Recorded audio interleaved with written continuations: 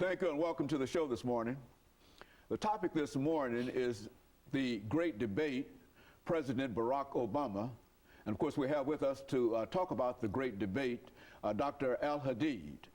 Dr. AAl-Hadid, I think we've had many opportunities to talk about what we call the great debate. Yes, sir. And I think that in a real sense, our audience should be aware that you really created this whole series, this idea of having a great debate. Mm-hmm. And I think you've presented many great debates in terms of what you've been doing. And this is another of those great debate series that you'd like to present to us today. And this is about President Barack Obama. Right. And what we want to do today is to give you an opportunity to first sort of tell our audience some few statements about your situation of being here now, mm-hmm. and then to get into dealing with the great debate, President Barack Obama, from the point of race, religion, and politics. And so let's see if we'll start off by having you to give us some statements in reference to your situation. Mm-hmm.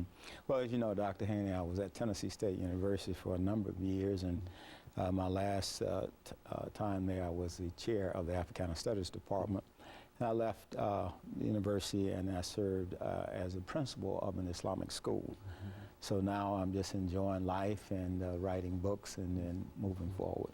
Very good. Mm-hmm. And I understand that you're really moving forward now, mm-hmm. and enjoying life and et cetera. But let's talk about the first part of this great debate on President Barack Obama, and that is this issue of race. What about that? Well, let's start with Du Bois' statement, and so of black folks, mm-hmm. where he indicated that the problem of the 20th century would be the color line, mm-hmm. where he was talking about the whole question of race. And he envisioned a collection of the talented 10th, mm-hmm.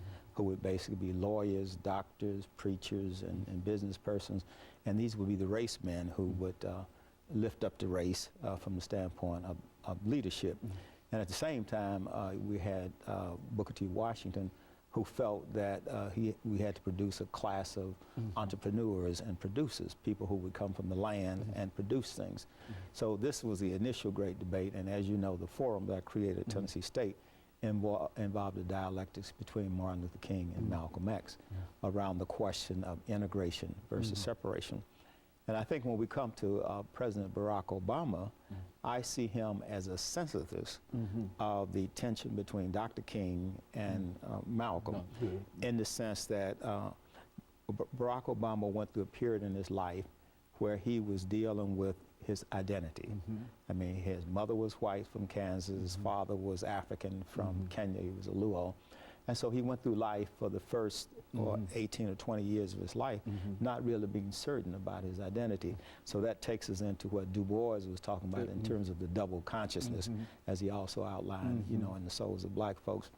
So what I see in Barack Obama is I see him as a synthesis mm-hmm. of Dr. King mm-hmm. and Malcolm X. Mm-hmm.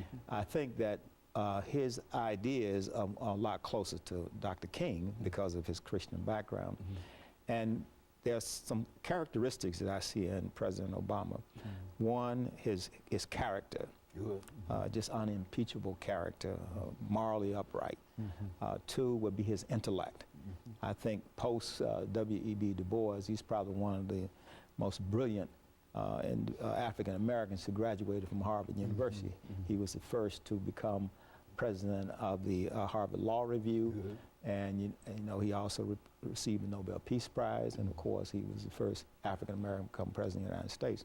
So we thought that Du Bois was the greatest of the giants to come to Harvard, but I think not that Obama has eclipsed W.E.B. Du Bois, but I think he's come along in the 21st century, and he will pretty much dominate the 21st century in terms of being a great intellect, the same way Du Bois dominated the 20th century. Another thing about Obama, we point out his great intellect. A third thing is his charisma. I mean, Obama is a poet. He has this ability to articulate his ideas. We haven't had a great communicator since Ronald Reagan on the level of Obama. I mean, he's in that same league with Ronald Reagan and John F. Kennedy. So his charisma. Then we'll look at his judgment. in terms of how he is detached.